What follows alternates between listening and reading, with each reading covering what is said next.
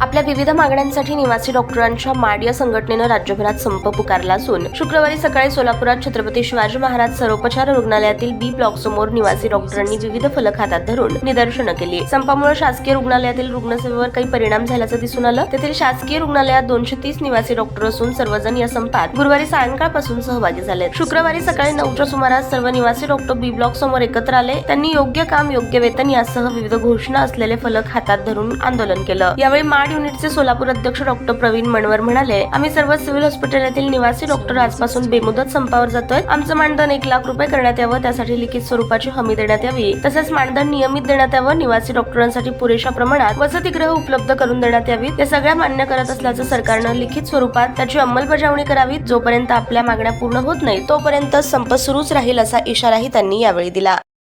आमच्या मुख्य मागण्या आहेत अशा आहेत की आमचं जे मानधन आहे ते म्हणजे अदर स्टेटच्या कंपनीमध्ये खूप कमी आहे। जसं सेंट्रल इन्स्टिट्यूटमध्ये दिल्ली, UP, बिहार तिथे 1,20,000 इतकं मानधन देण्यात येते, स्टायपेंड देण्यात येते आणि आपल्या महाराष्ट्रामध्ये 75,000 ते 80,000 असं स्टायपेंड देण्यात येते। तर आमची एक मुख्य मागणी आहे की जे आमचं स्टायपेंड आहे ते कमीत कमी 1 लाख रुपयाने हे केलं पाहिजे।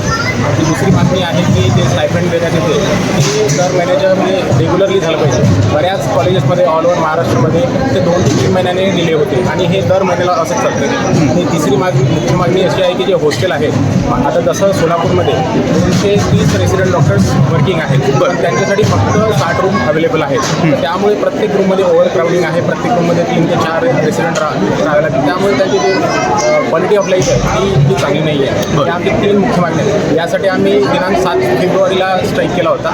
त्यावेळी असं आहे की आमच्या सगळ्या मान्य अजितदादा पवार यांनी मान्य केलं होतं। त्यामध्ये की फक्त त्यांनी आम्ही 2 दिवसामध्ये सगळे आमच्या ज्या मागण्या त्या पूर्ण करू आणि ते तसं आम्हाला लिखित किंवा GR ते काढतील असं त्यांनी सांगितलं। पण अजून 2 हफ्ते होऊन गेले आहेत, पण त्याच्यावर अजून काहीच ॲक्शन झालेली नाही आहे, ऑन पेपर काहीच नाही आहे। म्हणून आम्ही सगळ्या रेसिडेंट डॉक्टर्सनी ऑल ओव्हर महाराष्ट्रामध्ये पुन्हा स्ट्राईकवर जाण्याचा निर्णय घेतला आहे। काल संध्याकाळी 5 वाजतापासून आम्ही स्ट्राईकवर सुरू केलेलं आहे आणि या स्ट्राईकमध्ये म्हणजे जे रुटीन वर्क आहे ते सगळं बंद राहील, फक्त इमर्जन्सी सेवा सुरू राहतील। आणि जर आमच्या स्ट्राईकमध्ये मागण्या लवकरात लवकर पूर्ण नाही झाल्या तर आम्ही इमर्जन्सी सर्व्हिसेससुद्धा विड्रॉ करू।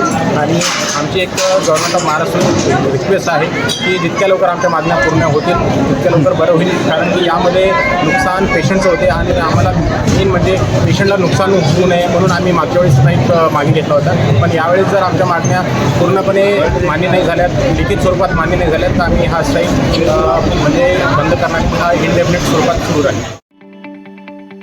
ताज्या बातम्या पाहण्यासाठी प्राईम महाराष्ट्र न्यूज चॅनलला सबस्क्राईब करा।